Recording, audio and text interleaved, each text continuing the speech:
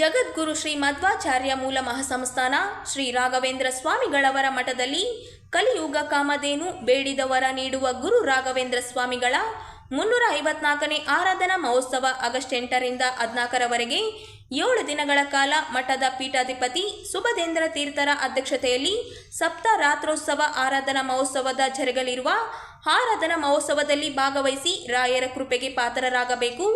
ಈ ಒಂದು ಆರಾಧನಾ ಮಹೋತ್ಸವಕ್ಕೆ ರಾಜ್ಯ, ದೇಶ, ವಿದೇಶಗಳಿಂದ ಬರುವ ಭಕ್ತರಿಗೆ ಆದರದ ಸ್ವಾಗತ ಕೋರುವವರು ಶ್ರೀ ರಾಘವೇಂದ್ರ ಸ್ವಾಮಿಗಳವರ ಮಠದ ಆಡಳಿತ ಮಂಡಳಿ ಮತ್ತು ಮಠದ ಸಿಬ್ಬಂದಿಗಳು. ಮಂತ್ರಾಲಯ.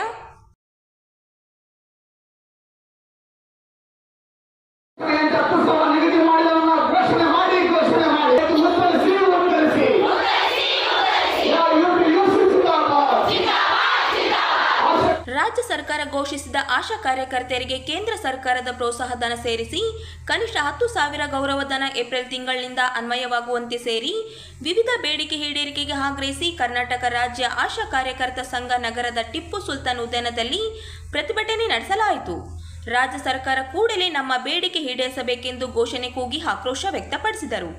ಮುಖ್ಯಮಂತ್ರಿಗಳು ಘೋಷಿಸಿದ ರಾಜ್ಯದ ಗೌರವಧನ ಮತ್ತು ಕೇಂದ್ರದ ಭಾಗತಃ ಪ್ರೋತ್ಸಾಹಧನ ಸೇರಿಸಿ ಮಾನಸಿಕ ಕನಿಷ್ಠ ರೂಪಾಯಿ 10,000 ಗ್ಯಾರಂಟಿಯನ್ನು ಈ ಏಪ್ರಿಲ್ನಿಂದ ಅನ್ವಯವಾಗುವಂತೆ ಆದೇಶ ಹೋರಾಡಿಸಬೇಕು. 2025 ಮಾರ್ಚ್ ರಾಜ್ಯ ಬಜೆಟ್ನಲ್ಲಿ ಎಲ್ಲ ಅಂಗನವಾಡಿ ಮತ್ತು ಬಿಸಿ ಊಟ ಕಾರ್ಯಕರ್ತೆಯರಿಗೆ 1,000 ರೂಪಾಯಿ ಪ್ರೋತ್ಸಾಹಧನ ಹೆಚ್ಚಳ ಮಾಡುವಂತೆಯೇ ಎಲ್ಲ ಆಶಾ ಕಾರ್ಯಕರ್ತೆಯರಿಗೂ ಸಹ ಹೆಚ್ಚಳ ಮಾಡಬೇಕು. ತರ್ಕುಬದ್ಧಗೊಳಿಸುವ ಹೆಸರಿನಲ್ಲಿ ಆಶಾ ಕಾರ್ಯಕರ್ತೆಯರು ಕಾರ್ಯನಿರ್ವಹಿಸುವ ಜನಸಂಖ್ಯೆಯ ಮಿತಿಯನ್ನು ಹೆಚ್ಚಿಸುವುದನ್ನು ಕೈಬಿಡಿ. ಈ ಹೆಸರಲ್ಲಿ ಯಾವುದೇ ಆಶಾ ಕಾರ್ಯಕರ್ತೆಯರನ್ನು ಕೆಲಸದಿಂದ ತೆಗೆಯಬಾರದು.